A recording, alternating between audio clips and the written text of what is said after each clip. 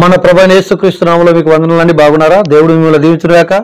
ఈ వీడియో మొదటి నుండి చివరి వరకు చూడండి, మీకు మేలుకరంగా ఆశీర్వాదకరంగా ఉంటుంది. ఈ వీడియో మీకు నచ్చినట్లయితే షేర్ చేయండి, లైక్ చేయండి, మీ ప్రార్థన విన్నపాలు కామెంట్ ద్వారా తెలియపరచండి. ప్రియాణితులారా, ఈరోజు మరి వాక్యాంశం ఏంటంటే బైబిల్లోని కొన్ని పదాల అర్థాలు చాలా మనకు ఏదైతే అవసరమైతే ఉంటుందో కొన్ని అర్థాలు కొంతమందికి తెలియదు, కొంతమందికి తెలుసు. వాటి అర్థాలు మనకు తెలిసినట్టయితే ఇంకొంచెం మనం ముందుకు బైబిల్ను తెలుసుకోవడానికి మనకు ఉపయోగపడుతుంది, దాన్ని అర్థం చేసుకోవడానికి మనకు ఉపయోగపడుతుంది. కాబట్టి కొన్నిటి అర్థాలు మీకు నేను మీ ముందు ఉంచాలని నేను అనుకుంటున్నాను. అయితే మొదటిగా క్రీస్తు అనే మరి మాట మనం చూస్తున్నాం. క్రీస్తు అనే మాటకి అర్థం అభిషక్తుడు అని మనం చూస్తున్నాం. ప్రియ మిత్రులారా, ఇది మత్తయి సువార్తలో మనకు కనబడుతుంటుంది. రెండవదిగా మనం చూసినట్టయితే యేసు అనే మాటకి అర్థం ఏంటంటే రక్షకుడు అని మత్తయి సువార్త 1వ అధ్యాయంలో మనకు కనబడుతుంది. ఆయన ఈ లోకంలో ఉన్న ప్రజలను రక్షించడానికి వచ్చిన ఒక వ్యక్తి. ఏ వ్యక్తి అయితే ఆయన అంగీకరిస్తాడో, ఆయన రక్షకుడిగా గుర్తెరుగుతాడో ఆ వ్యక్తిని తప్పకుండా ఏ స్థితిలో ఉన్న ఆయన రక్షించే ఒక వ్యక్తిగా మనకి ఇక్కడ అర్థం ఉంది. ప్రియ మిత్రులారా, మూడవదిగా మనం చూసినట్లయితే మెస్సయా అనే మాటను బైబిల్లో చాలా సాగలు మనం చూస్తున్నాం. ఈ మెస్సయా అనడానికి అర్థం ఏంటిది అంటే అభిషక్తుడు అని అర్థం. ప్రియ మిత్రులారా, ఈ అభిషక్తుడు అనే మాటను యోహాను సువార్త 1వ అధ్యాయం దాని 4వ వచనంలో మనకు కనబడుతుంది. ఆయన అభిషక్తుడు అంటే ఆయన అభిషేకించే ఒక వ్యక్తిగా ఉన్నాడు.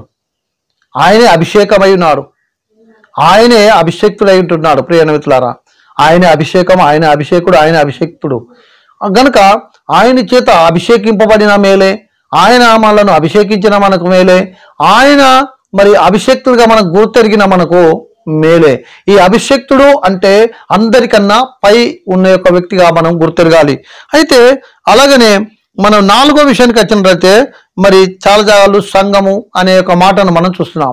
అసలు సంఘం అంటే దాని అర్థం ఏంటిది? పిలువబడిన వారు, లేకుంటే పిలువబడిన వారి గుంపు అన్న సంగతి ఇక్కడ మనం గమనించాలి. 1 కొరింథీ మరి 1వ అధ్యాయంలో అక్కడ మనకు కనబడుతుంటుంది. 5వదిగా మనం చూసినట్లయితే మరణాత అనే మాటను మనం చాలా జాగాలో చూస్తున్నాం. మరణాత అంటే దాని అర్థం ఏంటిది అంటే ప్రభు వచ్చును అని దాని అర్థం. మరణాత అంటే ప్రభు వచ్చును. దానికి 1 కొరింథీ 12వ అధ్యాయం 2వ వచనం మనం చూస్తున్నాం. అవునండి, ఆయన రాబోతున్నాడు, ఆయన తప్పకుండా వస్తాడు, ఆయన రాక సమీపించింది, ఆయన వస్తున్నాడు. కాబట్టి ఏ వ్యక్తి అయితే సిద్ధపడి ఉంటాడో ఆ వ్యక్తులను తీసుకుని వెళ్తాడు. ఆయన తప్పకుండా వస్తాడు. ఆయన రాక కొరకు ఎదురు చూడవలసిన అవసరం మనందరికీ ఉంటుందన్న సంగతి ఇక్కడ మనం అర్థం చేసుకోవాలి. ప్రియ మిత్రులారా, అలాగే 4వ విషయానికి వచ్చినట్టయితే హల్లెలూయా అనే మాటను మనం పలుకుతుంటాం. అసలు హల్లెలూయా అంటే దాని అర్థం ఏంది? ప్రభును స్తుతించుడి అని అర్థం. దీంట్లో చాలా రకాలుగా మాట్లాడుతున్న వ్యక్తులు ఉన్నారు. హల్లెలూయా అంటే మరి అందరూ హల్లెలూయా అంటే ఇంకా మరి ఆ దేవుని స్తుతించడం ఎవరు అని మాట్లాడుతుంటారు. అవునా, అందరూ స్తుతించచ్చండి. హల్లెలూయా అంటే స్తుతించుడి, దేవుని స్తుతించుడు అనే మాటను ఎన్నోసార్లు మనం పలుకుతుంటున్నాం. అంటే ఇతరులకు చెప్పుతున్న మాటగా నువ్వు అనుకుంటున్నావు, కానీ దేవుని స్తుతించుడి అని చెప్పేసి, దేవుని స్తుతించుడు అని చెప్పేసి వారి మనసారా దేవుని స్తుతిస్తున్నారన్న సంగతి మనము మర్చిపోతున్నాం. కాబట్టి ప్రియ మిత్రులారా, ఆ హల్లెలూయా అనే పదానికి దేవుని స్తుతించుడి అని దాని అర్థం. దాని ప్రకటన గ్రంథం 19వ అధ్యాయంలో ఈ మాటను మనం చూస్తుంటున్నాం. అలాగనే 5వదిగా మనం చూసినట్లయితే ఓసన్నా అనే మాటను మనం చూస్తున్నాం.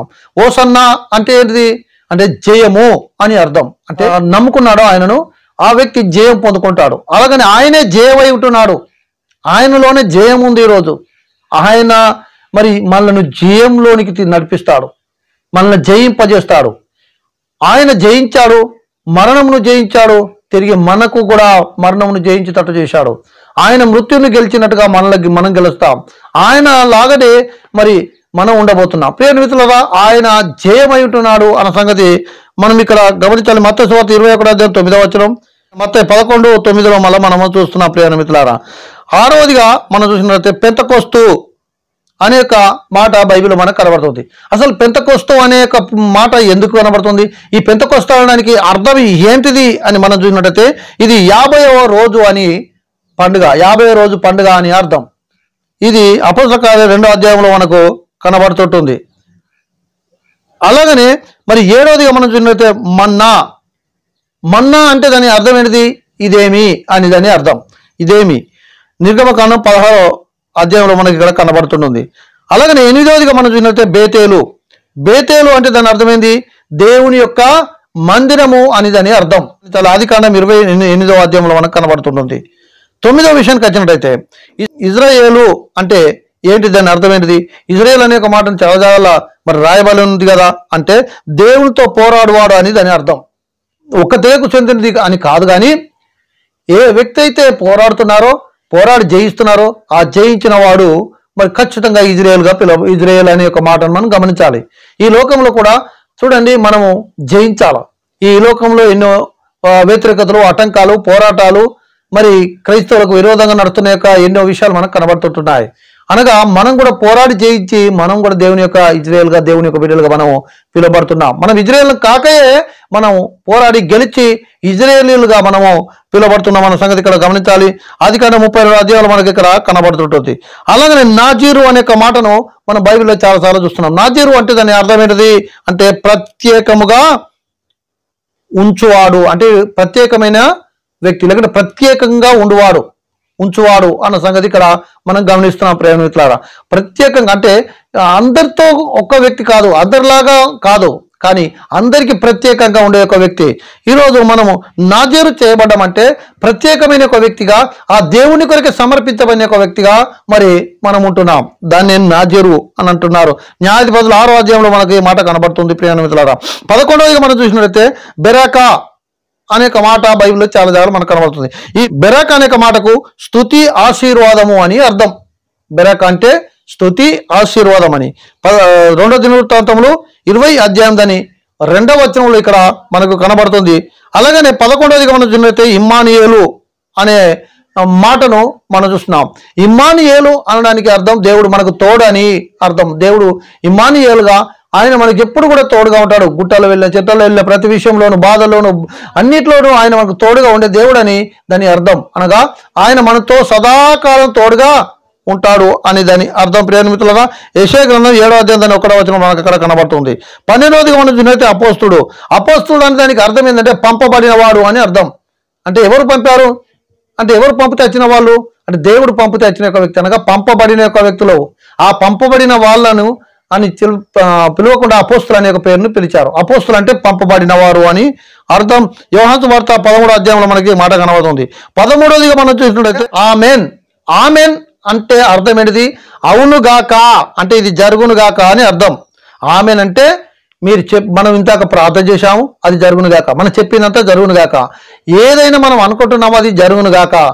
ఆదికాండం దాని 22వ అధ్యాయంలో ఆ మాట మనకు కనబడుతుంది. 15వ విషయానికి వచ్చినట్లయితే బేర్షబా, ఇది సాక్షార్థమైన యొక్క బావి అని ఆదికాండం 21వ అధ్యాయంలో మనకు కనబడుతుంది.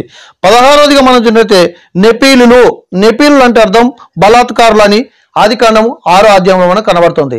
ప్రియ మిత్రులారా, ఈ కొన్ని మాటలకు అర్థాలు మీరు విన్నాం. తర్వాత మళ్ళీ నాకు వీలైనప్పుడు మళ్ళీ కొన్ని అర్థాలు నేను మీకు పెట్టాలని అనుకుంటున్నాను. ఇటు మాటలు దేవుడు దీవించును గాక. ఆమేన్.